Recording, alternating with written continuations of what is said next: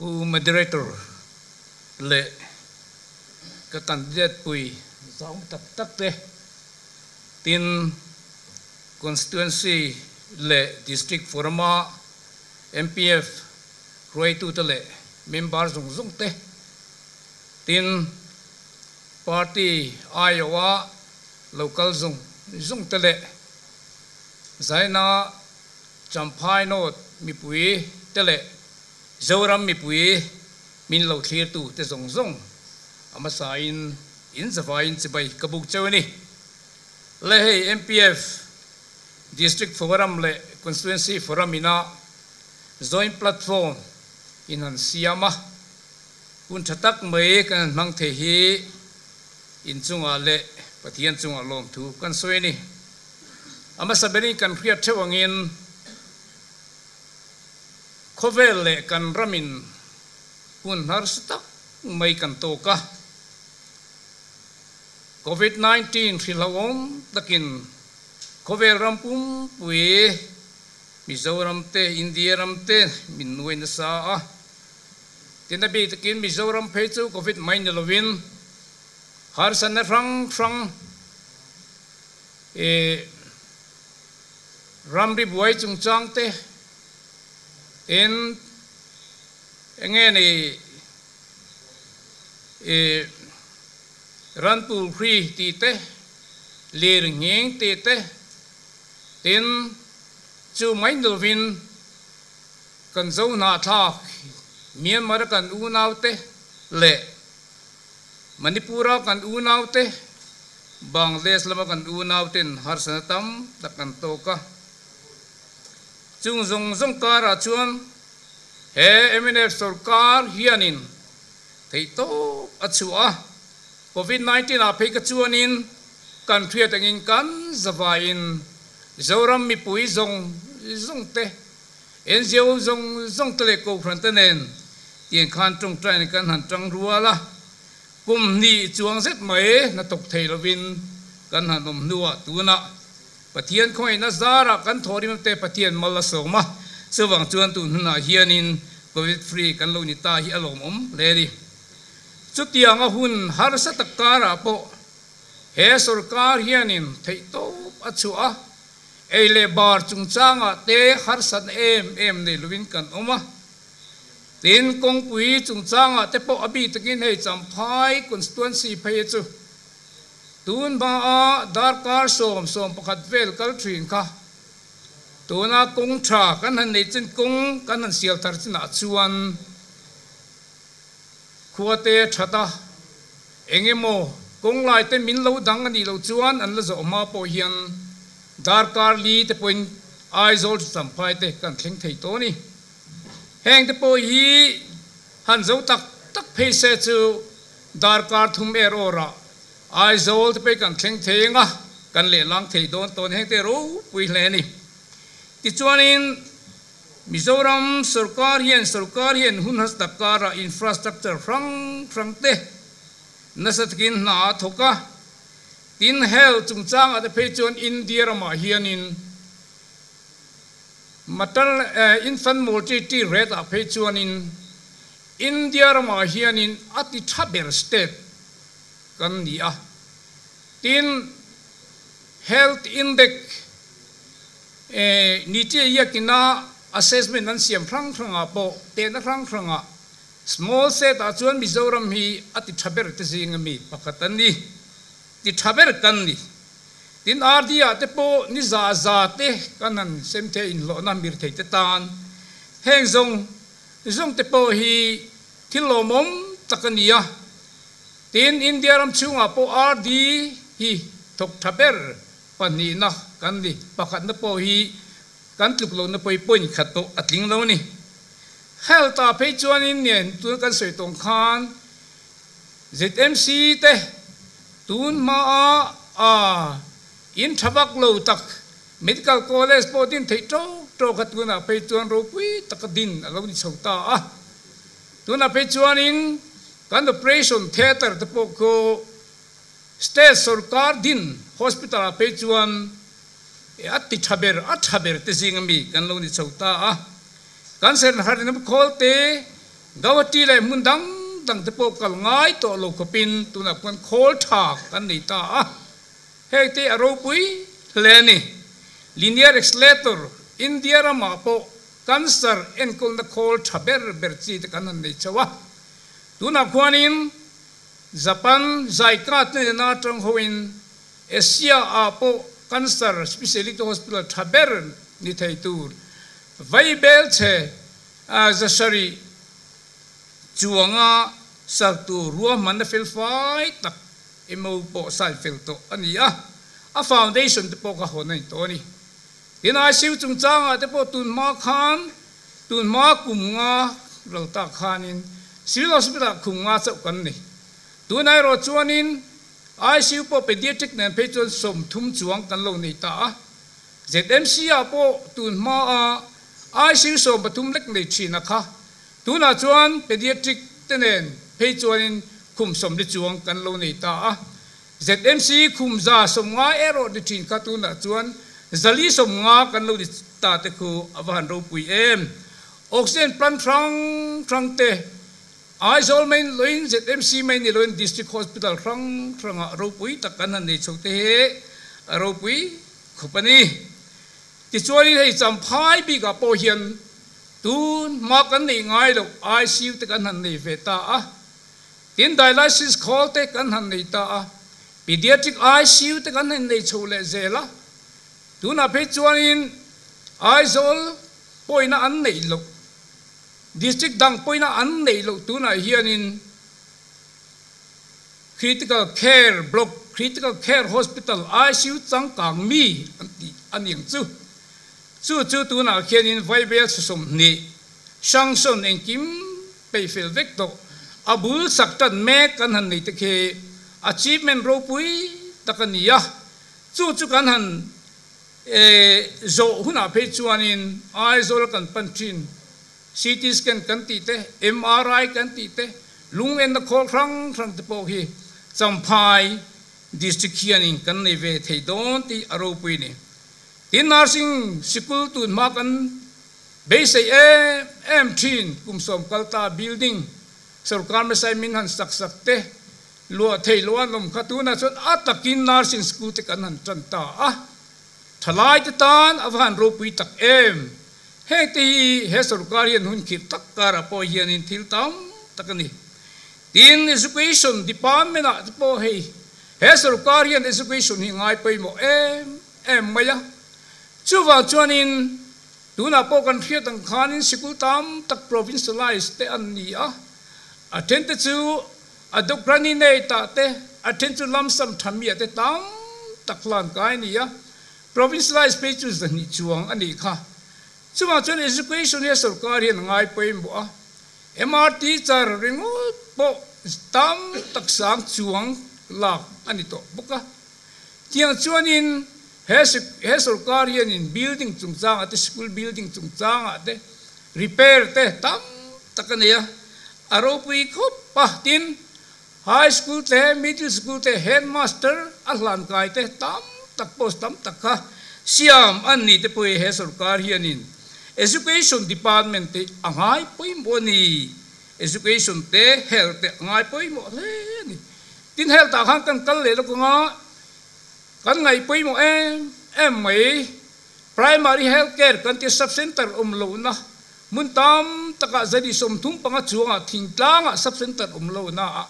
health clinic khon ani health worker te dai tu na building te po sak me kan tin kan sub center zong de tho hi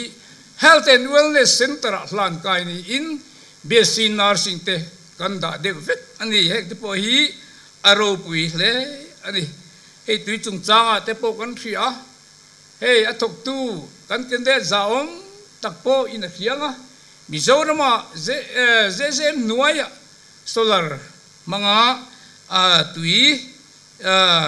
pam chuana te po hei muntam taka siam ani te alo mama tin sport chung changa po hian hei infrastructure tam tak sport ta po hian in maso na tam tak mu tu roma district ranga kan district roi chu tun chung ma khanin PNJV kia khan tel vel ovangin kan tel ve man vak talwa sarkar le a chuin heng te po hi sport infrastructure noya te po thatak kan nei be se ni tin hei land development chung changa te ei champhai bi takin ke ni potential area kan le wangin na lan la liphai te land development sa takin siamania power supply te po la liphai te katiang khanin kut na tok tu ten azon na tha an nei the turin agriculture horticulture ma po ma da sa takin athokani ti chuanin ne hei kan thia champhai kut na tok tu ten kan nei zon na poi mo tak grape wine ru te po kan han nei ta te he kut na tok tu te he sarkar hian awan ngop ngai poi mo tak em tu na phei chuanin Delhi akwanin RR sales RR ne na MO sign in akhal na tur chung changa po harsat omlo turin tuna hian buai pui me ani teng te po hi heng te pui e zon na chung chang kun na tok tu te tan avan ro pui do tak em tinei ramri chung changa hian kan thia ramri sarkar rang lom to ten thei top kan chu thin amara chu practical he sarkar Assam sarkar kap ngam tu silai met puak thei chu MNF sarkar che hi ni tuna chuan kan ramri po hi KM ni lai mai firing te police check gate ta tangkhuan in vai khat ma kan lak thei lo kha tuna chuan firing te police check gate tangkhuan KM ni lai mai kan ram in mun som sari lai mai kan han che to te som ni lai mai tuna khuan in an san tan to te he pu moderator avan ro pui tak em he sarkar hi ramri chung changai po hianin ataka practical thok tu ani zia alang le in ka hria ti chuanin ramria khan soile taila tun ma saya pui vi bengali sikul thin bengali uina an lu thin te ka tuna chuan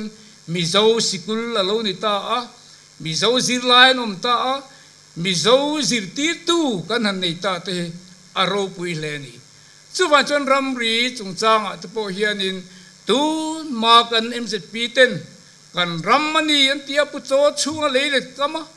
chol bu an zuk sakna asam hoina na an lo soi sak rip na mun te po kha tu na chuanin kan ram chunga lo ni to ngam pating kanom ngam ta ngam patkin leite kan let ngam ta te aro pui ni khami pia de khan kan police ten ngeni police station em chu ni lo police outpost ang de ten ning chu khatiang khanin police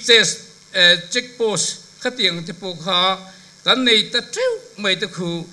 he sarkar he ram le nam kan sa khwa von him na kunga po engeni a practical thok tu ani ti chiang le kan fia tu naya har san tam tak kan to ka Myanmar kan unaw ten har san na men lawan to ka anei le bar tur kan ngai tu ngai an chen na tur kan ngai tu ngai an sil le fen thengin tiang chuan an education zin na thengin tuna hian ngai tu lo ngai suminua manipura kan zo na thak unaw ten har san tam takan han tok le chung lo tuam hloma lo en kol tu chu he sarkar he ni chuwa chuanin pu moderator Manipur ramdi buai chung changa central sarkar chuanin refugee apolo pomlo Myanmar po refugee apomlo ba Mizoram atanga not chuak tu ten minti zokani amar chu kan chi mi za waisen takin kan mi le sa kan zo na thak una entikong mai ka sap sia don lo tin waisen takin voini thengianin antan tiktok achuani chuwa chuanin mizo nationalism kalpui tu tak tak MNF party hi ani ti hi mi pui te po hianin kan phiat chian ngai ka hia warning bell mo pu moderator ke mani constituency han ngai tu po hianin hetiang hun khir tak kara po hianin Chrisel na konga te zir na konga te athil dang tam taka thing tang amun rang ranga lingro chung changa te a kong rang ranga hianin he hun har sa takara po hianin mason na chete te chukan han thok ve a amara chu kan khia tangin kan economy atlak chet ma wangin SCDP kan kalpui turang tepo dogin kalpui thailawa family oriented in kan han kalpuya heng tepo hi kan sarkar le ni chuanin hun thani chuan he SCDP tepo hi kan lo soi ange in nuai thum hi chu kan sem don kan sem tia mi ten ezon na an lo nei thin turin nuai thum hi chu ani lo bera SCDP apo hianin mire theite dom kanan hianin he sarkar hianin project po asiam chhozel don ni family oriented ang ten yemo project based pon kan kal to ang ti he zana hianin ka soi duwa in chu lo chuanin champhaya po hian kan thia tangin hey kan thia sport chungchanga te po tuna hian ma chop kan nei chho meka sport academy te po han tin chho vela tin chu lo chuanin thalai te kun na thok tu ten ezon nang yang nget an nei theina tu hianin entrepreneurship ti ang chi te skill development training te po training center te po kan vision chuni chuwa chuanin heng hun thalo tak awang hianin kan duangin he sarkar hianin na chu athok theilo amairo chu he sarkar hianin he hun khit takara po hianin theng to ki chuanin na chu thok ve di ti he zana hian mi puite ma po hianin ka soi duwa heng kan thia takin champhai te po electric supply chung changa te po 132 kV line pakhat chau nei thing ka he kha po ka zuang tui changa kan do nia tunai ro chuan east lungdar chang te point kan lo dong ta power supply chung chang te po hianin he sarkar hianin he ke mani constituency champhai ngai po hianin ma nasta takin alani ti te po kha kan sui duwa ti chuanin hetiang hun khit tak kara po hianin he sarkar hianin ka soi tuang khanin na tam tak athokama ro chu duangin kan thok hlei theilowa ti chuanin he sarkar tun sang ni som ni phu in than tura hian pathian le mi pui te zara kan sarkar le ngai te po kan in base ya chuwa chuanin khatiang ang kan di kha chuanin kan manifesto tam tak kan ti lo tlin lo te po oma hun ki tak ka em za chu kan ti lo tlinga amai ra chu kan sarkar huna chuanin kan manifesto rang te lebi takin champhai district at po hianin machop tam takan lekha chu nakina kan suyenga zau kin tuna abi takin kangai poimo chu Chrisel na chungchang hi ani tuna chuanin doctor fel tak te kan han nei chawa specialist rang te po kan nei chho to ani chuwa chuan ai zol te mun pui te pan ngai lovin helai muna hianin in zai na rang abi takin orthopedic surgeon te po kan nei chho thei to nga chuwa chuanin CT scan kan ti po tuna kan project kha alotling doneri no matuna kan satan to ai zol te mun ta pui te pan ngai lo hianin ke mani district nge ya po hianin milithei ten bihar sa zo ten in ken ko na anei the turin khatiang khanin na kan thok chho do na tin zir na chung changa te po lekha thiam tam tak ten engeni mi kan an ve the turin MYC training center kan ti te coaching center kan ti te po he nakina chuanin IS coaching center ti nga han lai kai chote po he kan lani don ni bus moderator kalome in zawai na masain si bai kan bu du chewa hei hun kan nei to ya wangin kan thu soi tur poina kan lun ngal mayanga kan fiat angin tun kum kanin thang tur hi hun danga kanin thang kha ang lo em maya achan chu hun dangin thana kha chuan kan ram le kan sa khuwa hian chan angai ngai lo wa tunai ro chuan kan ram le kan sa khuwa rap beta kan ram andu lai min ron chu sak thei na dan central sarkarin parliament a me pasin India dan puya an siam taru mai hian mizomi puiten ngai tu na thar kan man apoi mo ta em maya tuna hian chan tu kan ngai ngoya he BJP sarkar che dan le BJP in kan ram Christian te min op be atum dan hi ke mani chakna le theina chon kan do dal thei si lova chu wang chon chan tu kan ngai ema min chan te tu om chun chu Central Congress Party le atho puiten sarkar na an siam savin ania ani khwan sarkar na siam se hedan hlaw om tak Forest Conservation Amendment Bill 2023 le do na pass le an to make UCC anti Uniform Civil Code amizo tongin India ram hiram pakhat sa kho pakhat ti dan thumun fikina kalturani ti dan hi minnoi bo sak le ani lo chuan mizo mi puite hian har sat na men lo kan tok dona chuwang chuan tun trum kan in thana hian mizo mi puiten ngai tu na kan se ulu ka poi mo ema kan fiat again kumin hi RSS hovin kumza antlin na chia ni to a BJP ho thil tu ma chuan RSS in adin tiratanga kumza tlin na chia hian India ram hi Hindu lal rama kan puangang antia mani ani som pariata Parliament Special Session an kova khan India dan pui an zia that kopi khan lo sema chu dan puya chuan keini da kan lo zalen pui ve em Indian Constitution preambula socialist le secular ti kha alom to reng lo maya he secular ti hi sang khazakwa somsari paru 42nd amendment a Indira Gandhi in sa khotin te zalen na turata na he wathi Indian Constitution preambula lo dalu khani a hi BJP hen nokan ti ema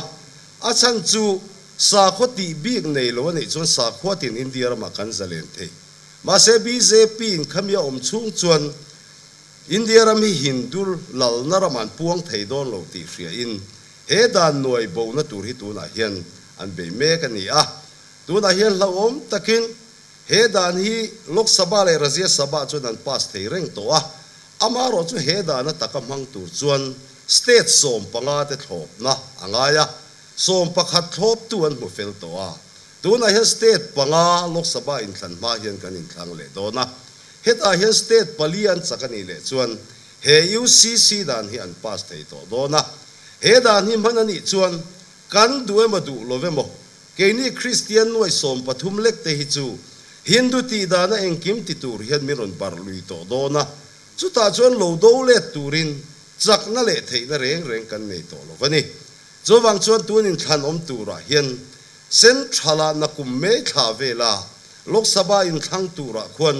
Congress Party le atho puiten sakna an chan nge theinan Mizoram po sakna Congress Party kuta kan pe ka poimo a centrala nge ngol tak le hoisen taka thu zu soi thei tur Mizoram kong a hian Congress MP kan nei ve a poimo le ti ka ria ila mania Rahul Gandhi lo kala kan ria thu soi te po tuna hian ani chuan Congress Party chu nam noi nung le sa ko chi frang te ta na ding het trina chuwa chon BJP dan siam po hi Congress Party kan sarkar le chuan kan thiat leang ti na soya amai ro chu Mizomi puite ti tur min tuk ve ni kha in ram in nam in sa khua hi tu nanga zalen takalakal le zelin tu ni chuan mizo mi puite hian ti turin nei ni ti aron se ni kha zowang chuan tun tromin thana hi chuan kan ram Christian na le kan ram hum him tur hian mizo mi puite ngai tu na mun khat kan nei apoi mo em ten pani na chuan Congress sarkar pulau so ta kai suai tunai cho Congress sarkar Congress party tharti te pon kan soi the yo me Congress sarkar thar hian dikna le rinom na ne na hera ma hian sarkar tha corruption omlo na sarkar siam kan tuma chu sarkar siam thei tur chuan ruai tu midik le mirin Congress party in kan ne ya tuna kan Congress ruai tu lu ho hi midik le rinom em mai sarkar na an tho lai po le minister hialan ni nu po a ka lo bak cheng khar po hi kala la bai lo tinga pula ten ni a so wa son kan pu pe mizoram a hian kan in khandan system he ten no me to a mi ten du khan na thiam lim hang thei to lovin sum le pai le kher lo bangin mi thil lu man foi ko lo sa to a he hian kan nam tan poi thui ta ta ko bangin Kini Congress Party chuan do thumin khala hi chuan eng man ruam ma kan hong ve wala dik na le rin na le heti ka sum le ther go ma vo zo chi ti hi poison takin kan do da la pathian sang na rin chanin kan de nge yang so ba chuan mi khomai na dir le ti tak se da pathian chan pui na dir hi kan campaign la la tu la ni ti min fila so tiang sia so kini Congress Party kan campaign la tu ne na ma hian her go kan top da ve lo ha tu ne na ma hian sum le pai kan se ve bok ke lo ni ten bian ni pui te ni no fia da kan su campaign la sum le pai tam tak tak ro se ro si te hi kan bian tan mi lo an ni ti hi fia ta ko ma ya kha kan sum se kha alo tho ni na se phal re lo lakina kan biar sum development poisa tangte MLF fana tangte in kan se so ai tam dai kan laki le don ti ro sa la so wang jo sum le pai manga rom khem so wa ni kon waisen takin lo do da lam turin kan nge so ni ro re la ti le classium tu zon campaign lai tang hian kan di de ti ai se so lo lai ni su Congress Party zon MLF kan tim po lo mi ila MLF lo sia bakila kan kum lo wa en kim hilang kangin me kuita MLF fan kan ti po mi kuita ani agin mi kuita ta na tang kai thi ang tera pan hi kan tu tat ani ti ka in lo sia ka wa chu wa so za ni na po hian campaign lai su le pai lo ma the bio te kan bia la no mi chuan lo bo ram tu rin kan ni chu wa then Congress Party kan sarkar ni chuan Congress kai kuma ni ulo takin kan han me wa zora wa yen mi re the khai so bai ngot veli apan ni chu wa chen sa khat po ko lo ni chu to tam ta kan ti kan fia chu mi te he la chuan tai ma takin ba tho la lo ding so ro ti ri ma tian e ti ko zo ma na ding so do lo ti kan fia a chu wa chu mi re the ta kan so na tu chuan tran anlak he na turin pul I tran sak le u kan ti a kan tram ma sa khan ni UP kan sema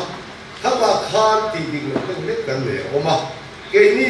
mi pui lam ko ti dik lo ke ni lam ko ti so kan le chu ene UP kan sem kan install me ni kan pe ka kan ti fu kan ti a che sing thui che sing kan sema mi re thein chu ma chu la ka la ko san khan mamo na sang ko lo ma lo mang he wa Adakan dole mai lo manglewa until ti ko te ke lo bin ano ani dola ro chon ni te te kha so tu trang ku na kan te ju mi tran la me te tran la tum tak ten bu tran ne si lo ten bu la tran pe na ana ka la noi ni ai kem lo bin voi le kha da chu tran ku na chu kan pe ala te kin na pa khan lo sei na vo tu chon vo ina sa la vo lo te le la vok zo le nga vok ko char ba ya ti chuan lo tin na kong alo ma ti kha kan lu tak ba ya chu wang chuan wai sen takin mi dam takin soi selin sem hian miril ko ti chian ti lai ko in amma kan sem ma mi lovin tun chuma hi chu tran la tun tak te din chu tun tak te ro hi chu he kan chak pui na hong hian kan pi do ti ko se wa din he kan pui na ve hian mi pui na ku ho kan ma wang chi tui la tu na ne mo kong pui tha siam tu na ne mo electric pole na tu rang chi te din thai thang ta thang tu whole story siam na tu rang chi te chuan vai be che tam tak mi pui wang tlang in man trom thei tu ra hi chuan kan da don boka tin he kan tang pui na tang ve khian zir lai le kha thiam na hulo ten an ma ni e sun na kong an zo the na tu rin tang pui na mang hian chalai te kan pui do ti kha kan soi duwa ten ban ni ya kan pu ber ro kan dia lo kala thilo mom tang meron soi chu Central Congress Party le thopui de kan sarkar chuan health insurance scheme thata mai mire theiber poina cheng nuai som panga thleng aman theina tur scheme kan kalpui thei tur tuwaron soya ten ke ni Mizoram bi ka po hian cancer le na nakhir big vei mire thei tran pui ngai te tran pui nan hian kum tin cheng vai bel chenga kan budget atang hian kan da dona ten tar pension thatin cheng sang ni in kan ti pung don boka ten gas tu na cheng sang chuanga kan le hi cheng zasari somnga aya sang lovin mi pui te hne na pek kan tum boka ni ole champhai BLMLA tur kan ya wangin champhai le che vela ka ngai poi mo te han soi ka duwa pakhat na chuan khan ko na tanga kanan in kar kong khu dona din muna khu chuan motor tla na tam mai si a konga te in kwal mai in sut pal he la om maya che sual na lian zo ka thlen ma in khu kong khu rang theyang berati zau kan tumang ti ka soi duwa tin khan ko na tang ve khuan he ta DC a mun hel thata nga kalin DC ta nga mun hel tha zo te a kalin kong pui thatak sial so wi poi mo le in ka ria asan chu kanan ve nga khuan leito rap thak tak kheng thei rengin khulai ko oma khulai leito lina khu kong kholo dang ping ani po a champhai me puiten har sat na kan to lo na turin soloma son kong tang kan re hi poi mo kati ema tina pathum na kan soidu chu champhai tun ma tang to in Mizoram ko pui pathum na aizo lunglei champhai te lo ni ve thi voini thenga mi pui sang ni tel sang tel han kal khom na tur auditorium chang kang kan la nei ve thei lo hi poi kati ema manilo ka district headquarter an lo puan khozol te chuan taidan ko na hol thatak man nei baka manilo khan mi sang li leng thei tur lungphu man bel tu pa puton loi chu na phum le to ni Congress sarkar kan tlak ma khan he auditorium bultran na tur cheng noi zanga kan da amai ro chu kha kan poisa da kha khoya nge ri ralta ban khur pakhat po lai lovin he kum nga hen mangral le ringot mai hi chu champhai mi pui ta tan hen alung chiat thak le in ka ria chu wang chuan he bel tu mele kan i chuan ka ngai poi mo ma sak ber tur te zinga mi ni don ti ka kan sei duwa tina palina chuan champhai kan fiat angin in tin mai hi tuna water supply phase 1 ring kan ni de ve to maya tui hi tuna hian kan khol te khon sepal ta se champhai mi pui hian na mel lovin har san na kan tok don te lang reng to ni chuwang chuan tuna bultran to water supply phase 2 hi arang thei ang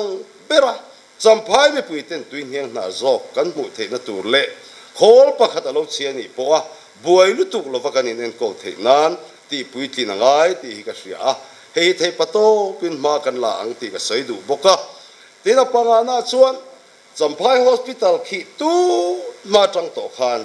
mi pui te hian kan du kan khop kham lo ema champhai mai ba ka barmaram thlengin min ron tlan pui si a mania kavalenga doctor le staff anin dai lo zia thu te an lo soya hei hi ti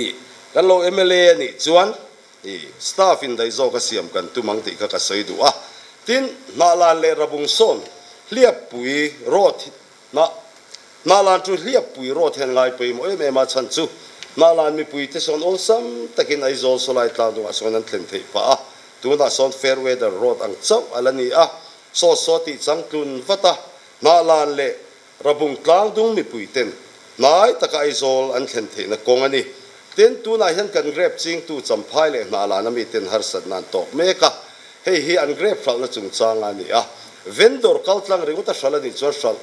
su atem le tu kan ti tun ma kal dan phung pang ai ang khan kal le ni se a shal na har sat na kan tok lo wang ti po hi kan en no nang ti kha ka soi du ani ole atop dona chuan mi puiten in lo hria ta na ka du chu he biale mele thantin kan ni chuan zirlai har sat na to lekha zir som chak em si zir zon theilo te tan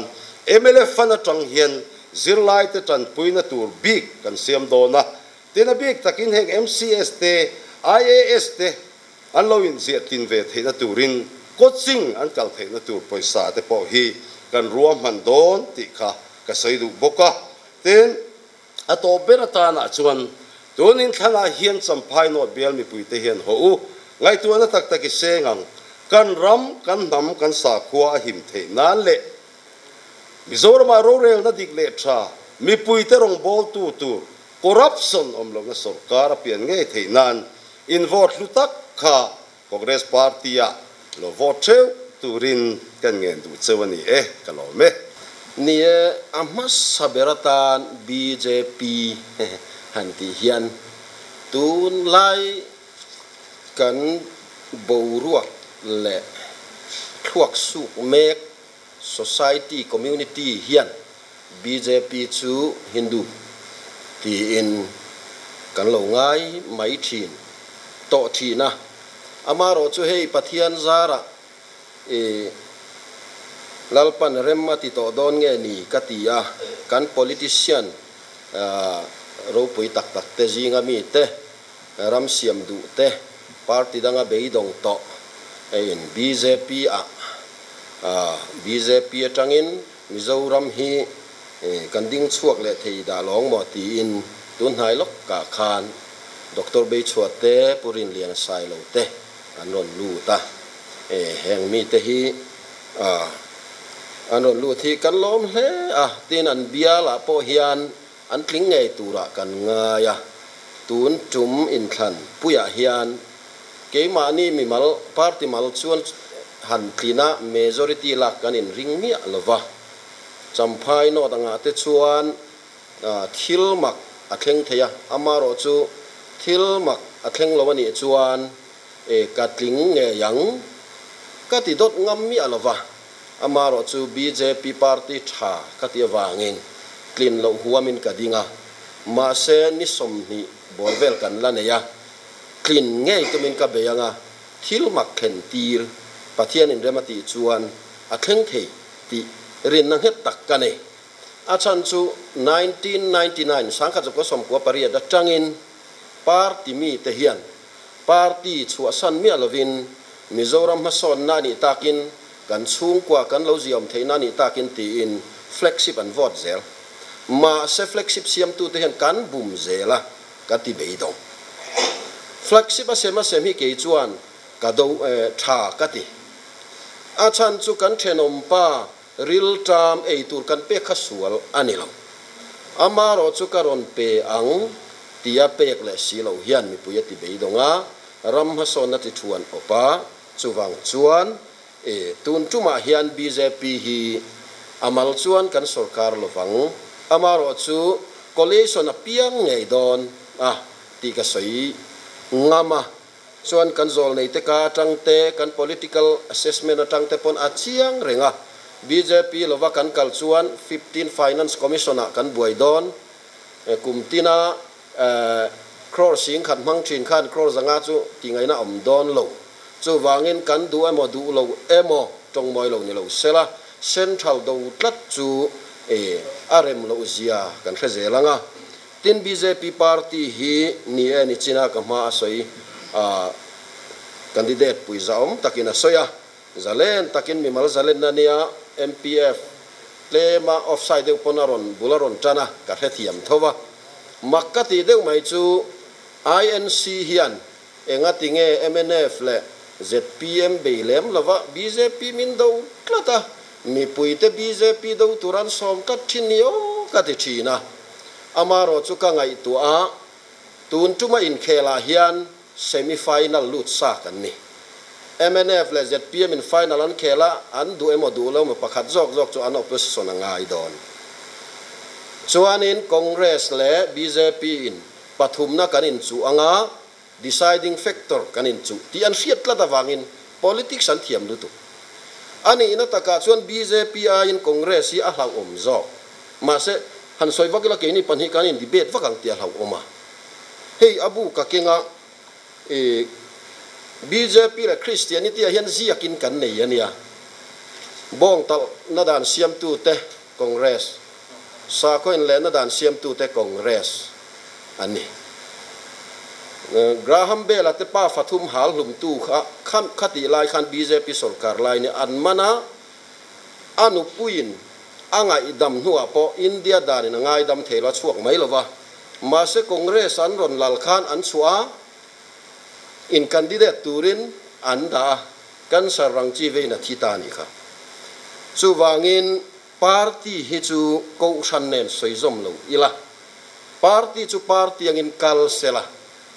thakati dan chuan central do chu lungpui lungbang chutang ani kan du emo du lo emo Hindu an tamber India rama Hindu ram siamantum ti te chu an ani dai to ma se state kan ni na hian omzia ani ya Mizoram chu Hindu ram ani ngai don lo tuna hian Nagaland te hi Christian an ni ya ma se BJP an chak chouzel Meghalaya state panhi Meghalaya MLA panhi an nei ve a an tho puya azaran zo mai central do tlat hi chu politician hovin lalkan du luat awanga mi pui te kan hrek ril tram na ania wangin mi pui te hi kan har ahun nin ka sia chu wangin eng party ma hi secularism bo chianom lo India dan noya hian secularism bo chia party registration nei thei anom lo RSS ti zonga chuan Congress RSS member tam tak anomang BJP apo anomang AAP apo an omang so wangin khalam khachu mi puin khongai takin kan lo hriat ana tha kati la kangen du cheu chu BJP kan hriat dan hi thak to ila BJP hi party pakhat ve mai ani ti hriat angu chura na sena piang lau tur tiang maya BJP lau tlat hi kan har ma pole kan ramin ma sonang eng tikhange July August vel nge ni o Agartala kakala kan siam in kong chong le leiver a soi te kha tu ema mi pakhatin fiam thu thona nam hanga pu hola phei chu mi tuit la phungin anu yani kha fiam thu thona chi ani lo thil tak takani aizol traffic solution chu kong verle flyover ba ka omlo amaro chu sumanga ya kha sum khamin pe thei tu central anga yani tuna hian kan CM MNF NDA member kan ani ve wangin na thatak kin central scheme te po kan thok chowa theibik nei mi alovin state dang te ang thovin kan kama standing sitting MLA na soyangin central scheme housing for all te Ayush Bharat Card te kha kan nei thania he tazi aka kol na chuan Mizoram mi pui 50% hian Ayush Bharat Card kan nei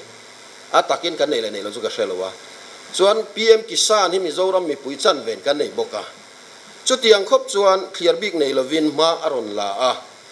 chuwangin entinan mi pakhatin MNF ni azak lo ni chuan BJP ni azana chan tur a om mialo azak klata ni chuan mi tu emo apa za pui tla tang aniang chuwangin party hi da thapot ila ramhason na soi ila minute riat ka manga ka huna zo manang ti ka hlau khop maya kan manifesto kan kalanga BJP in nichina kamami tenan soyangin kan manifesto mas saber number 1 a chuan care in kan puyang ti in thathum chung kan nga ka central approve na min pelok lova amaro chu topa min phal saka BJP sarkar na kan CMMO coalition kan tel emoni chuan kan care chung tinte cheng nuai nga in kan pui don etin an mystery ni chuan a mystery na mo lo thlo mi ni chuan a lo thlo na ranvul mi ni chuan a ranvul na cheng nuai nga hi central in min pom puya bial khata amalin kan tlingani pon min ti sak don tin he champhai no ta hian ke hi lo van duain lo tling lo ta ang po ni la Mizoram sarkar kan tel film chuan he chu kan kalpui don ani ti kha amha saberatan ka soidua chuan kan manifesto hi atam em awangin avain ka soi man don lova ayus barat ka ni china ka soi mi in adam lo huna cheng khat ma seng lovin nuai nga claim ani chuan a thona in ter tir theina dan Mizoram mi nuai li singthum sang riatin kan in register to na hi atakin chak takin akal don chuan housing for all chung ko sing khat sanga chuangin kan don tuna sanga le something kan implement to sarkar thara tupol ron sarkar sela kan tel kan rina wangin arang thiang berin hei hi kan implement achan chu hei hi ahuna liam to a mi state te chuan tuna first thara an kalpui to ke ni kan muang chang deuh leka abak soi kha chu arem chia lo katia party in tai na te po om thea chu wangin heng central scheme te chak takin kan kalpui don chuanin PM Kisan hi kun hathok tu te chan puala ni a kun hathok rethei takin PM Kisan alo nei ve khan kum khata sang ruk adonga mitam tak tan chuan thil ho mai ani mai thea amaro chu mi rethei te tan chuan thil poi mo takani khami kum tina sang ruk khatuna hian sang sing khatin apung to dona chu mai ani lova kun hathok tu kha kum som ruk ani huna kan dil sakanga thlatin cheng sang thum a hlo the ni kha kan kal pui don kun hatu tu ten hei kan phu a chop tur ani lo thil tha kan ron zor chop ani lo central scheme kal me kani ata ka kal pui mai tur ani chuanin a thona bu fai sem ti te atam lu tu ka minute som pakhat ani to ka hun he ka du tho viau don in ka sia kan kal son mai nga manifesto a chuan BJP bi ka hian a party a ka soi to a Poland Mizorama BJP adin tirkhan vai pathia kut vai pathian ban som nei betu beho mo antia ma se be dong lovin ati chou be bewa Mizorama CM rei berani to chu wangin voin nia hian vai bu fai ei theu vai party theu tiang deu kan ni a vai lovin kan khosa thei lo zofa teram mangai tu in ti te hian kan ram hi kan suwa sam ne lu tuk to BJP hi kum nga chau po lal tir chinila kan ding chuak mayang 15 finance commission a hian 2025 a BJP tello Mizoram sarkar akal tak takani chuan arab thak don lutuk chuwangin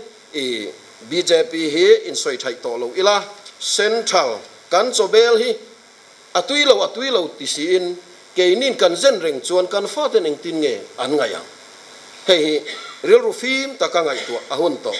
tin Manipur boruaka hian in chir thena na satak a meka mase tuna chuan awareness kan pe thokhat to in kan sia a BJP in zofa te antirethei ti thuak sukna a oma Manipura BJP in zofa te antirethei lova meitei ho ani Manipura zofa MLA somzinga pasari te BJP MLA ani a voin thlengin pakhat man banglo achan chu BJP net anin dolo BJP MLA pasari le BJP thop MLA pathum nei lo hlau ila chuan zan ni khat chungin kan ram akang fai vek thei rengani tuna hian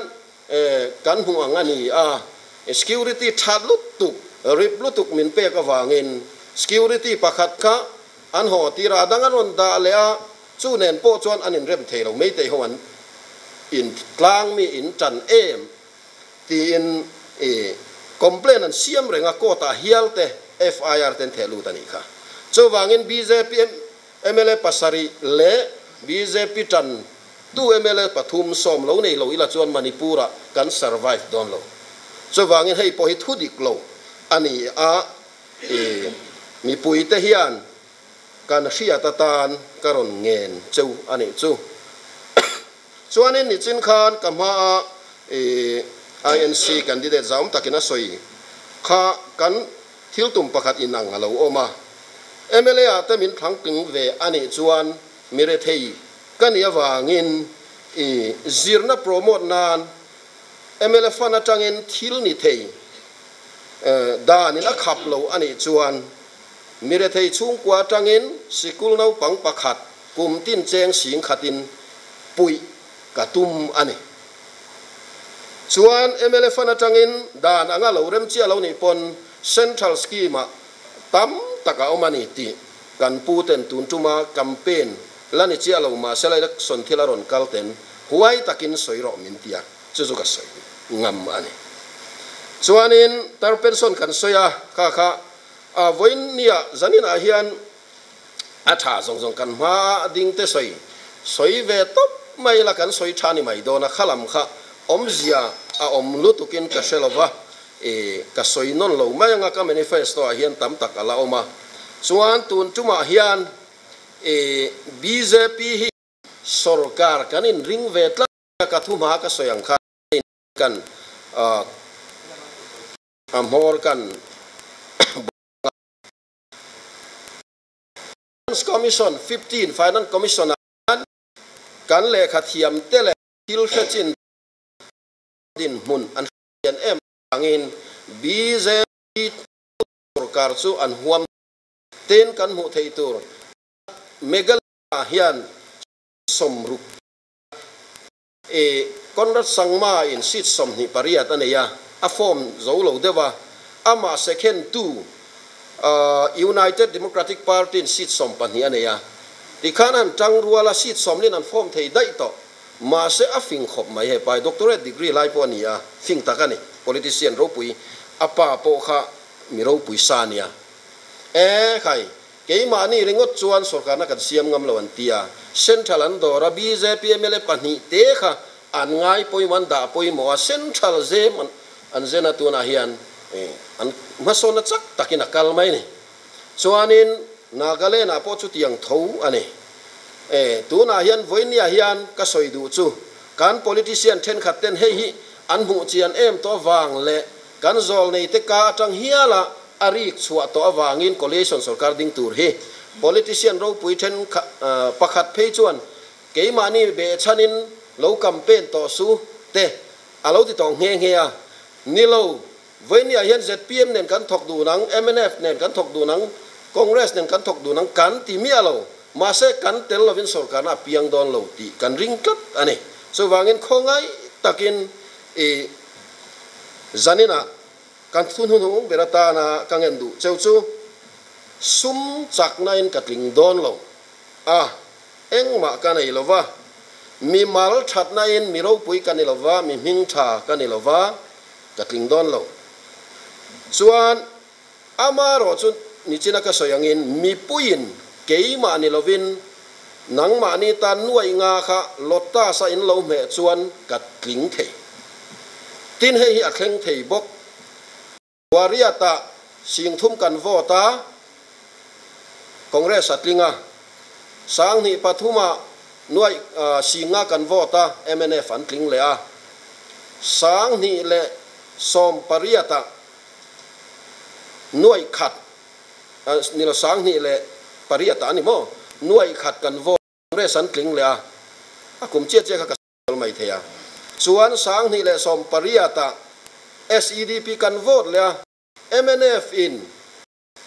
Congress in an party an suasan lo ma se polling booth an mani anin vote many so wangin pathian in remati chuan thil thea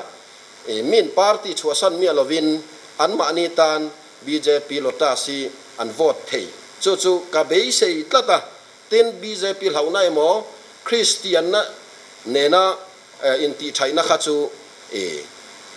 party in sir the na le dot ani ti kha kanin cha du le kanin ngen du ni sela chu ka soi thei ni mai ro se ka lo me hei in than kan ma ba ka tuna ka soidu chu tuna kan in than lo tura hian a trending hi kan soi masadua hei tun haya kan in se election te kan thria a ten lunglei LMC te kan thria a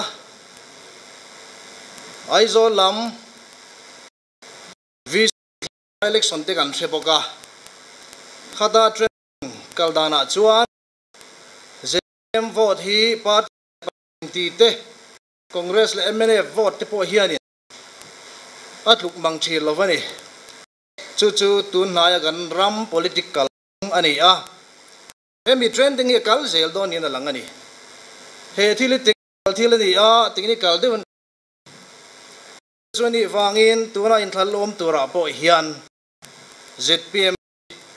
kan sarkar ngei don ani ti pathian khongai na zara kan duwa he dolle kan soidu lal du mai hi kan kumtam tak zoram mangai na wangin ai to ani chu tun chuma hian la last chance te poni a ram mi puite hian in khongai vote pe kan tum nin ka ria a kalom khop maya wangin puloma boruak hi tuna hian atle in atle mep ni hian langa chu kan ram political phung mi zong hriat ani a hei keima ngei po voi thumna ani veta a voi ni lai ka lo be ve to a helai bela chon ni lovaling teng lama ani a amaro chu van doya ka lo tang thin ani tun chu ma hian ngei kan nu pain kan tong trai na save a lalpa ka kal zel i phallo ni chuanin ka kongmin dal sakro ti in kan deal top mai ni ti chuan ZPM in candidate nan ti chuaga chuda chuan kan minga langlo hei nge hi pathian min chana ni don ni ti in pathian ne na polom tu kan soi manani amaro chake ma ani hian engtinge borok local zel dan tu chu kan thel engtina mo hian pathian in rem min ro sak ti ero hi chu ka thilunga hian tu te mo ka thar hian tirin ka om nin kain thia a mihringa ya chuan nili lai liam ta tiani amai ro chu pathian sana ala liam maktak main July ni somthum pakhata keipon ka riat lok mi lovin hi chano da puan ding tura puan ka lo ni ta hi amak kati a hei nge hi ni hiti in avoi thumna ta henin pathian in min hu ni hian ka ri a ka local ta ani chuwangin voi nei in bial mi poi zong te pulal du ma kum tam tak lo vak vai to le keima ngei po voi thumna lo ni to kani wangin in khongai vote hi khongai tak piturin kasom tak meu chuani voi khatlak pu hi ana em mai ni candidate te chu lo in da tha po ni ila ka he thiama kan campaigner te pati puite anon chap rui mai te han hriat hian a hre om ka ti a chawangin thum tla e ri chuan pathian mati lo ngai po ka ringa chawangin rampu ma hian au sarkar don bok ni na lang nen khongai takin bial te in khongai na kadil hei tuna ya report te kan dong se a ka don na source ro soi lo mai nga public ani wangin ZPM hianin bial somthum te kala don ni te hian an ron report ani source diktak ani karinga chuan somni pasal ani ron report tok te ponom ve boka chu tiang chu ni wangin ZPM hian sarkar na siam in tuna hian ga in bot sai me ka wangin kan policy te kan soi duwa hei kan policy hian in sustainable te hian zia ka chulai chu soi tam angai nin ka khia a hela hisab chang hian soi don soi tur tam khop maya mani lok khanin tv interview wa khan ka soi towa ama khami ka soi lo kan soi kai le lok anga economic drama zon thil pani kan soi lok te pakhan asset chu economic asset ro lu ta na ro lu chan fa kom ti ani a pakhan le chuan economic policy economic development a ken tel thau si barden tiom le thlan mai ni chu phurrit ti na ni chu wangin hemi te pani hi kan soi zoi te asset a oma barden om bogani sustainable development hian asset siam atumani amaro chu voinia kan development kal puidan ero hichu asset kan siam lova kan ram ruai tu te le sarkana kan ram to te hianin development an kal puidana hian asset kan ti hem economic activity sa revenue ron phur chuak thei hi an siam khop maya chu development tam takan kalpui hi thale ma sela ya sustainable lawani kan te ni chu ni wangin ke sustainable development hi kan ti ani mizo tongin kan da mason na ngel het emo mason na cher chuan te kan tia chu miom je chu kan soifia lenga hei huna kal duak maya antinan neya ka fa pa chu te sum le pai ka pek chuan ka chom chuanin fa pa duat sual alo ani ama chu lovin zirna thatak te ka na thodan te ka zirtira re theidan te po ka zirtira pathian thu nen uluk ta ka fa ka en chuan kha ka fa pa chu ang li katan asset ani don ani ato pa chun ke man ka chom po ngai ama zo hin min chom le don ani chu asset om zia chu ni a katan ka fa ani don ta ni ama ro chu fa te kan du chuan kanen kol thiam lo chuan rit alo ni chen ani oi thak em chom rengai en kol rengai tar kan di thlenga en kol rengai te po lo ni thai ni tiang fa ti kan nei lung ngai na khwar khrum thlurut thin ani chu ni wangin sustainable development hi tan apoi mo ani a chu wangin kan rama sustainable development om theina turin enge kan ti chuan kan khwale tui te hi asset kan siam ngai ni kan te ni chu ni wangin engting asset kan si engting tuana kan sarkar oten engting minen koldan hela hi soi tura tam si a tiang kan lok tiang tuna kan ram suai to tu ten minen koldan a jon barden na min siamani chom rengai mai thar chuak theilo min da kan thalai te po ei zong theilo nan da ni chu ni wangna pian phaga min siam moti mai tur hini a ti khop mai chu wangin development an kalpui danin pakhat ma sustainability omlo sustainability om tir tu kha an lo theng hil hi ti a delhi lama tanga kan thian te local po hianin development in kalpui dana hianin sustainable parameter hi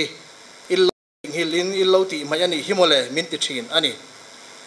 chu tiang chu ani wale tuite hi economic a hian ani in to lovin kan ma sarkar in chom mai in kan amo phurtu hi kan sarkar ni engtinge minen kol kan ti chuan sem policy ni sem mangin minen kola tuna po hianin sem bokhin on zuarani hi kan ramtan siat na ani a chuwangin he sem policy kan do hi apoi mo khop mai chuwangin sem policy hianin mizo ti a min ti engeni elmang na ti po siam sakani chuan I wangin kan ram kaldana chuan kan future atan chuan he sem policy hi keini chuan kan ram mel ma ani kan ti a chu wangin tho kan zir tir ngai ta ani ni china kan fa te kanen nai tho kan zir tira an ron pui tlinga na thok thiam mani kele kut mani kut ding thei an ron ni sumtam tak anon kanga ke mani nu le pa te ngei po hi tomlet don ani chu tianga kan ram mi pui te hi kan dil lo chuanin kan siam lo chuanin kan policy hi a lo chamani ti hi a chiang em mai ni chu wangin ini chuanin tho policy hi parila ti chuan tun tuma hianin tho hi kan on zuara parti dang chuanin sem policy ron zui a tuna hianin khoi zo ki nge mi puhian kan thlan don ti hi kan zo na alo ni ta a sem bok kan thlang don nge tho policy kan don ti hi ni a tuna hian mi puin tho policy kan lo thlang ani chuan sang ni som ni pari ate atam le zela hianin parti dang hianin sem policy in zur lovang chuin sem hi kan ram ani kan siat ani ti chuan lom le tura po hian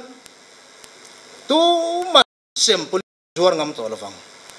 o policy kan in zor siak to don ani keini ai hian aron ti waranga o thing te hi ke je som nga in kan liang kan ti a ani som di le riat thal le lom po hian parti dang chuanin tho policy kan thlang tling ani chuan tam kezia so thing kezia som riat po mai thei ta na in to del na maso alo ni don ani chu chuan ni wa sem policy hi kan ram helma ani a kan moral ti chetu ani a tin soma po pung theilo tho policy kan so thing atang ring anen chinta il helaya sing ni sing thum kan in so thing a kal ringot pon chung ko pakhat chuanin nuai som te an thar thei ni ani chun pathian ram alo pung don ani chu tin kan nga poisa tual leng alo pungang chu chuanin money circulation na siamanga diktaga soi chuan kan soi zaw deu tiang industry a point ma kan son theilo engwangin Mizoram in engwang e ma kan son theilo sector a hian a chu kun na thok tu te tu na hian rama hianin za a somruk chuang songruk panga vel nin ka he a chu ti zat chuan ni a he mi te hianin summan nei lo buying power nei lo fani chuwan kun na thok tu den summan ron nei a nuai som ni te an thar huna in industry in ma son tan a chan chu hemi tu de kan ti hi primary ya industry sector kan ti sector ani a primary chu niam zo ko dari chu chunga oma lai industry sector son don chuan hemi measuring population me pui tam te buying power tam photangai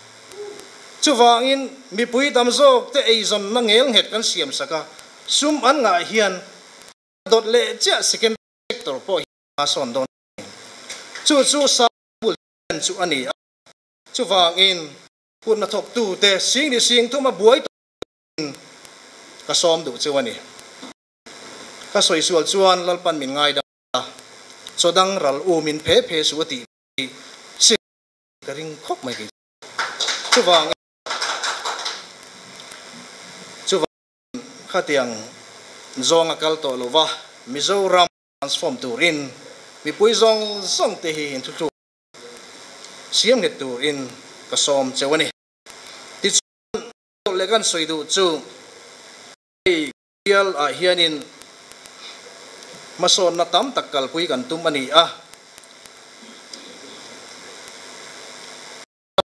thau khan chalai te lam kan soi kai le anga he biala po hian rampuma po ni thova service sector a hian le agriculture sector hian employment na sa tag generate kan tumani tichuan kan te hi an mai to lovang so thing ching tu ten so thing an ching a phurtu chaka phurtu te baron phuranga song bola te industry te baro lodin thai lodin anga tichuan a herdip na khol te po a lodin anga a te po lo soranga a pau si te asum do na kalpui tu te ane primary sector secondary sector le service sector zong aron shoot kim chu ani wang thalai zong te an mai to dol lovani chu wang thil kan ti fu an hu kan khoi fu pon Mizoram chu kan de dor don ani lia pui kwa ni so thing kum khata kal ringot pon an economy chang ok mai ni concrete te suang mai ni an thil pakhat mai maya po hian khatiang khop dang lam chakan chu van mi hi an mai to dol lo chu tiang chu vibrant antini mi zong economic activity sa mo phur na nga che suau soinani chu van vibrant mizo siam mani chu tiang ati the tu chuanin engti kan tiang skill development le entrepreneurship lamte ti kan na poimo le chu agriculture sector ani service sector po ni se city building te ti mani chu tiang ma kan la dona hey agriculture sector kan tia po hian alai sector kan soina zela mil lo ngai sakula fula te fisheries te khatiang khanin ektam dona mani lo khan fisheries department a kazuk lenga anni chuanin tuna hian champhai district hi sanghathar tama apathum na lani chok ani minti a chutianga kan kal thei chuan agriculture sector kha kan nga wanga champhai district ngai po dorama sanghathar tam berni hi kan tum don ani ina dolle chuanin kan soidu chu hey thalai te tan hian champhai a hianin incubation center te hi din kan tumani chumiam zia chu training center capacity building mi ten thiam thina tur in thalai ten an mani kutle kian tura training center changtung tak din kan tuma chu chuanin an mani ronin to de langa sarkar revenue pungang soma pakhat tipungang money circulation te poron tipungang tin ni chena ka soyang khanin thingtlang song agriculture sector lo thin la kal lo mu ni chuan kang sum song somron lo chuak ni ron lo chuak te hian khopuya hian aron invest do ni benga ateron deposit anga bank po hian sumal lo nga anga loan pek chuaten tumanga atam theyang bet le khathiam eizon na inda takin aron siam don chu ho tan thingtlang a jon agriculture sector khopuya urban service sector entrepreneurs skill development hi ti kan tumang chu wangin hei kan van na ya samota hian ko pui kan nei hi ka lo mani hei kan economic development center turani urban kan ti hi lo urban kan ti hi of growth mason na khol pui of growth ti ni hei hi kan mang tang kai lo tuna hianin keini kan lo sarkar ni chuan champhai ko pui engine of growth mason na khol pui ti hi kan thup na chu tianga chantir kan tum don ani chu chuni wang in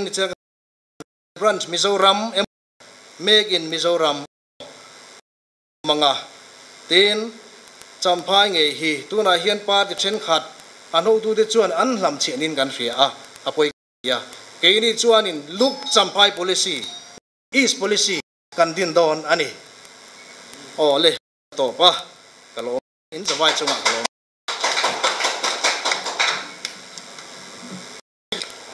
ole kan candidate te an thu soi angai thla kan wa dam thlang puina hriata mom khop maya chuti rolin ya party thil politics thil han soi hian a zong hi chu la har sa deuh te pawh ni theianga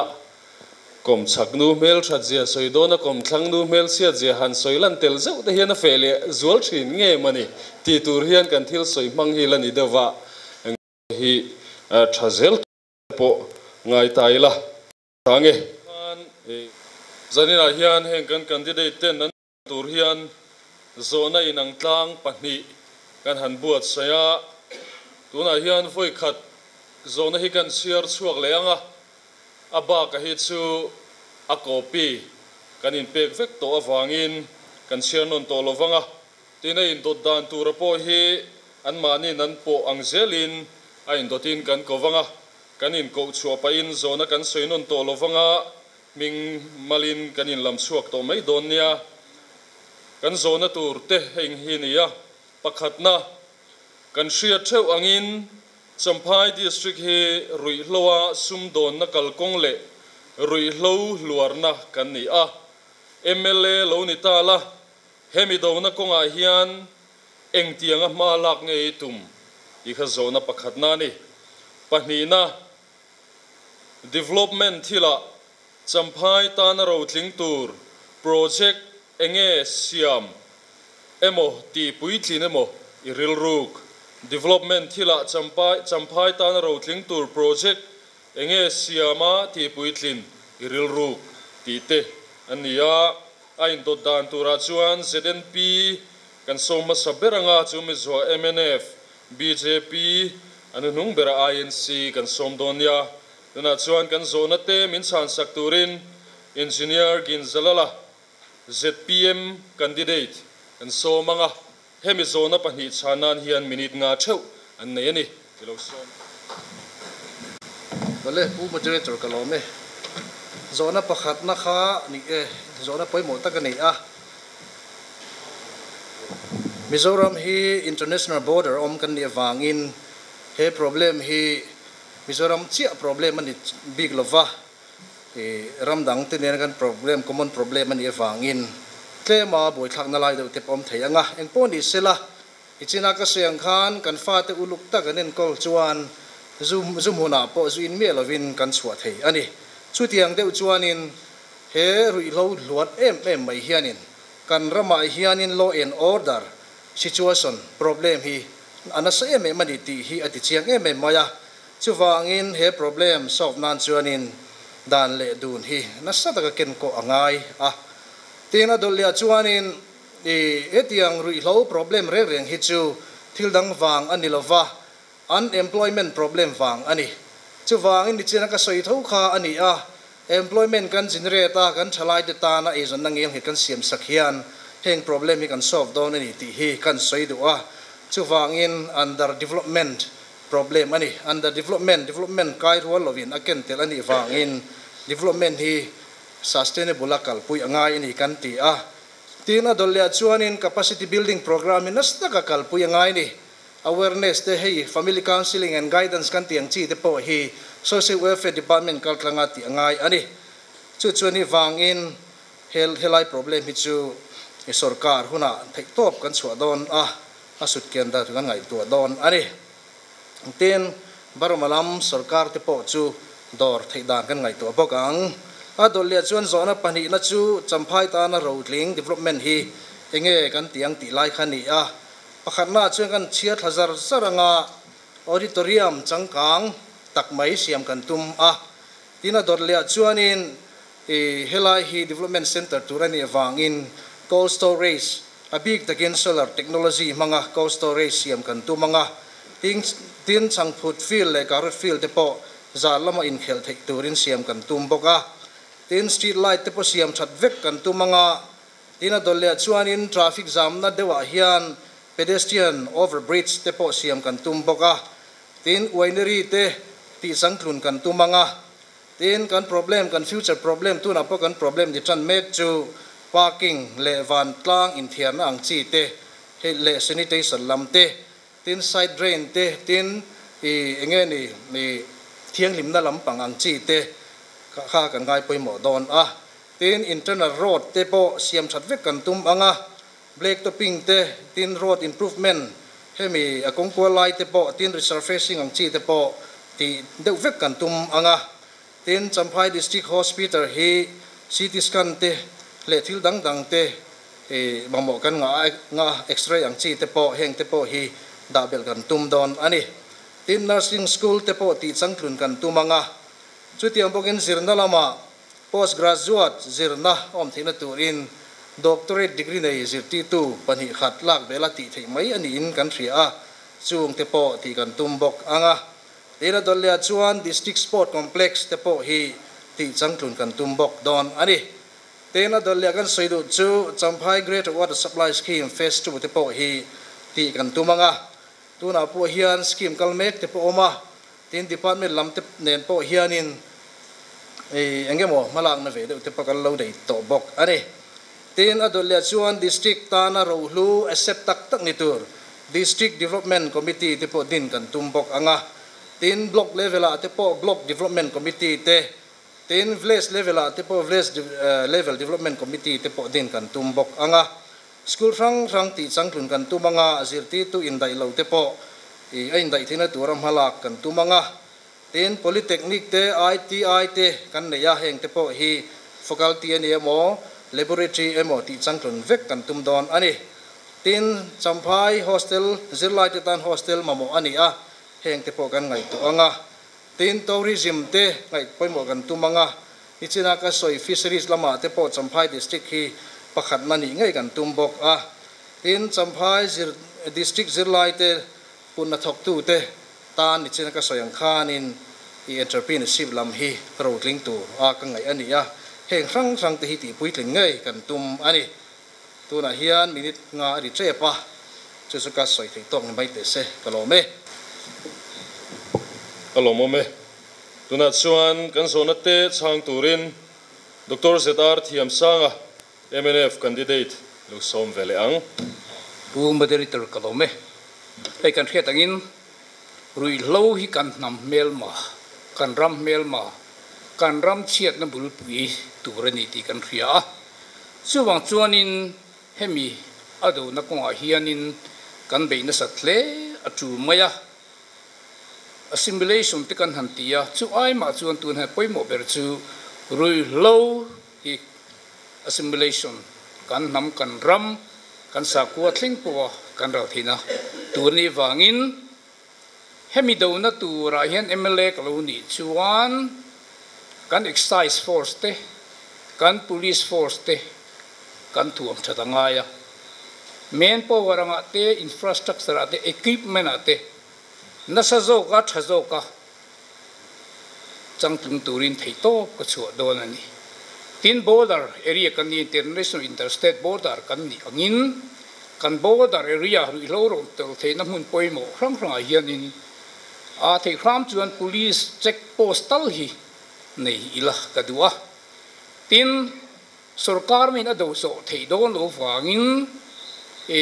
kan NGO abikins kan central OMA tin thei to ba an chuan do na ko ate ko khrainan do na ko ate NGO khrang MECP MUP tena le zirlai polt pe an do na ko hian thei to ka chunga hemi ta point emilfan po hi I tam tak man katum do ni ti chuanin hemi ba ka hianin awareness ye poimo sikul anga te college level te po rui hlo lakilo te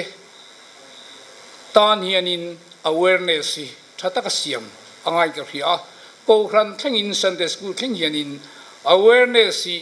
nei turin ma lak pui te po katum do ne tin emelai kaloni chuan ba chop tam tak kan nei sa abigin Champhai District Hospital ICU te thil dang kan han ti to la puiting lutuk lo hi that ka ti puiting katumanga nursing hostel harsta kan han din te po hi school minor college level nga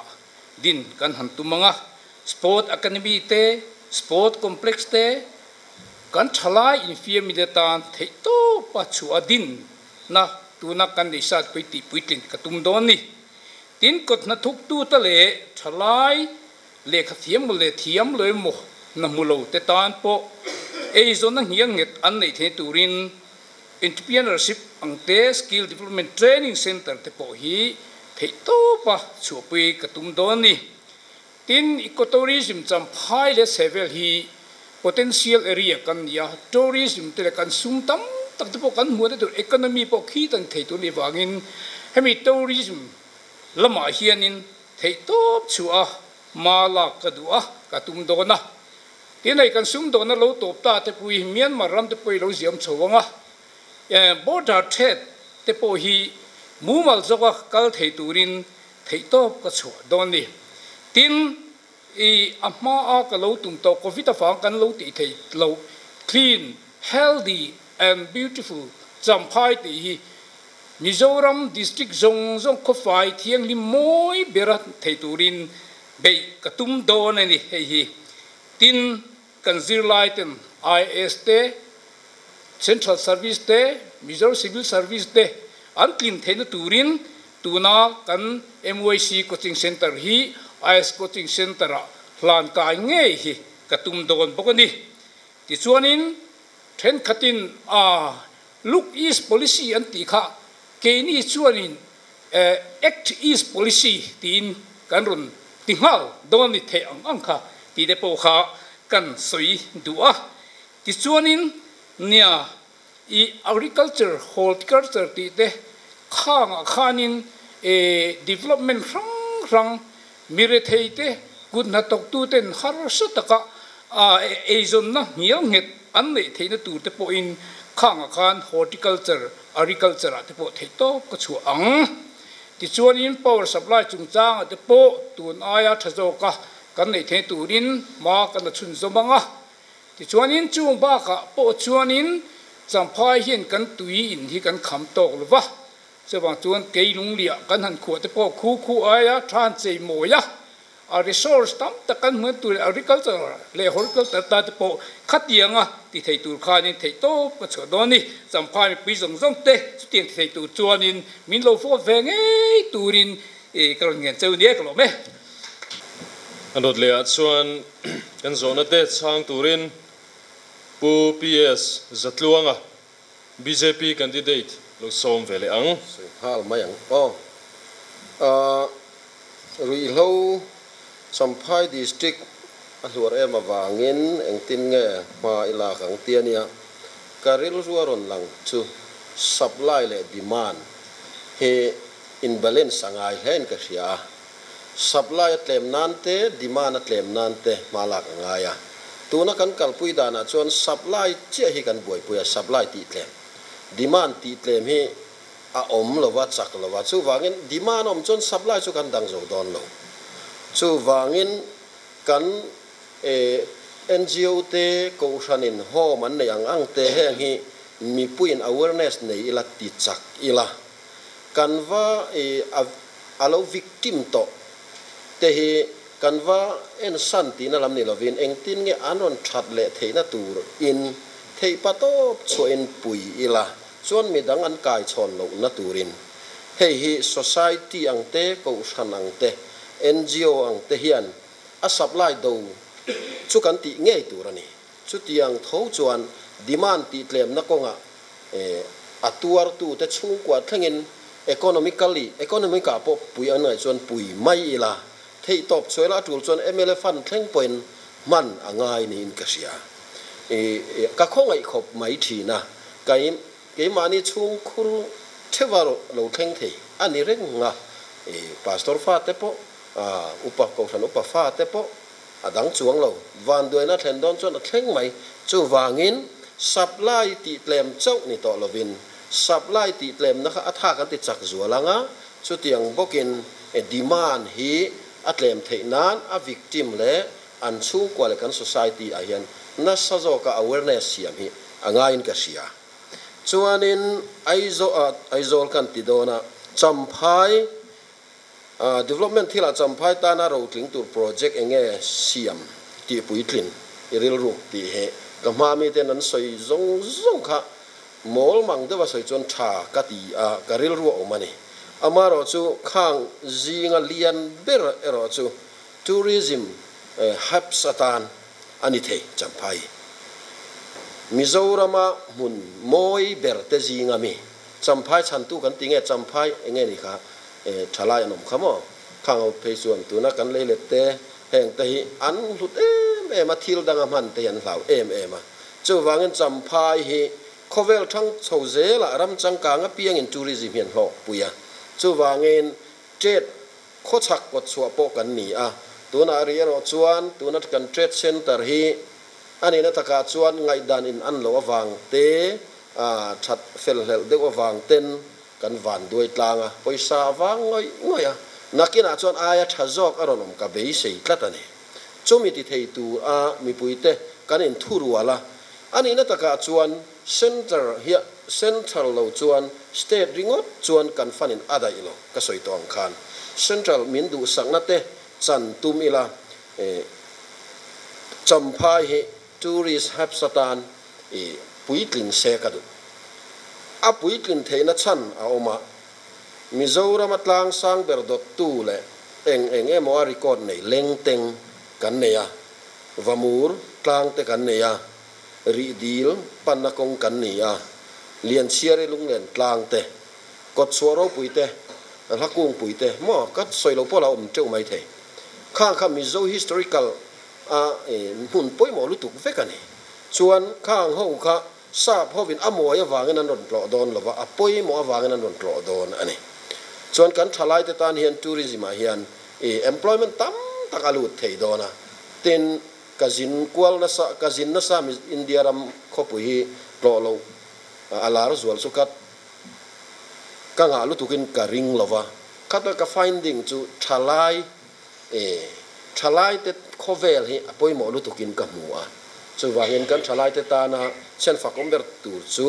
tourism ti ma son hi apoi mo mangai o kati chuan kun ha thok tu ten an mai an cheng som man kha som nga nang thal to don han sarmon don tak la khi ta soi tur tam chuan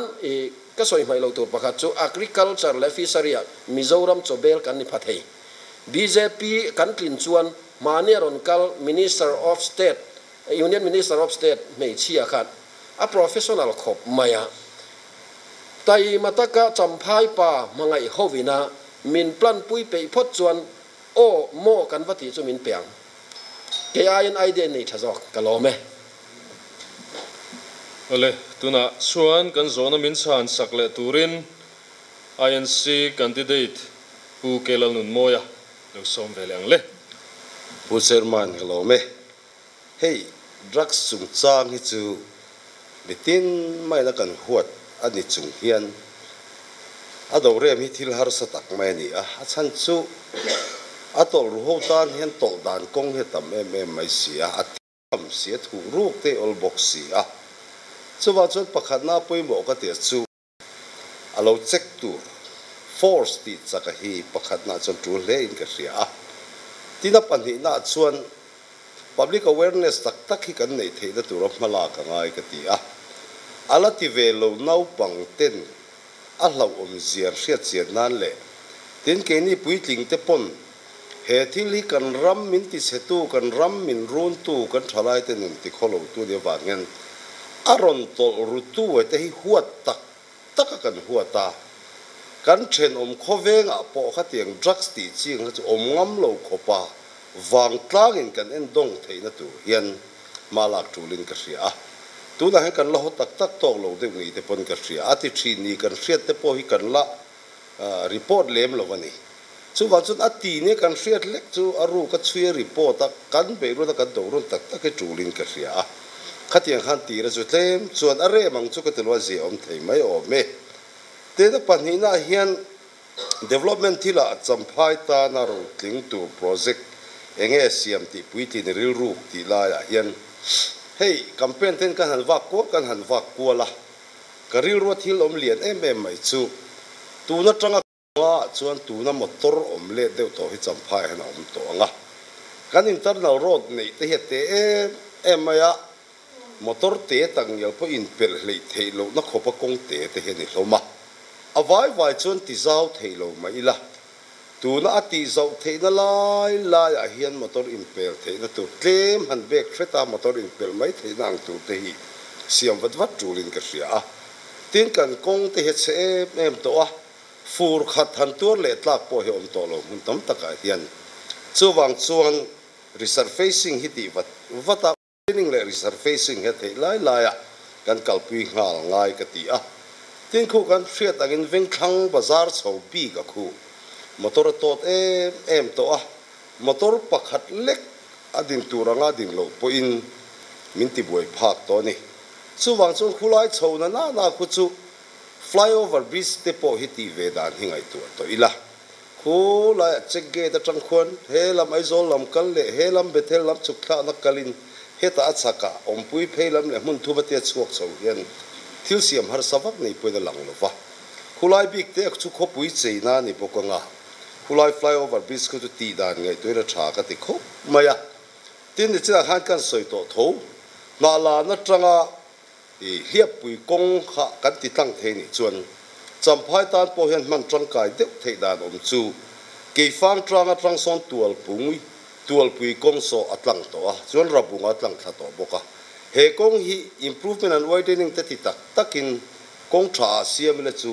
champhai tan po hian zin kong aizol pan na tu zin kong toy te hian ni theya so ti puitlin tha ka ti mem boka tin congress un laya kan lo ti puitlin to ke lung lia khu chung changa khu a chang klung zo ka siam thata avela te po khian mi khwal te ria theina tur in te han safur maila tori sa tak so tan po a thil poi mo tak ani karinga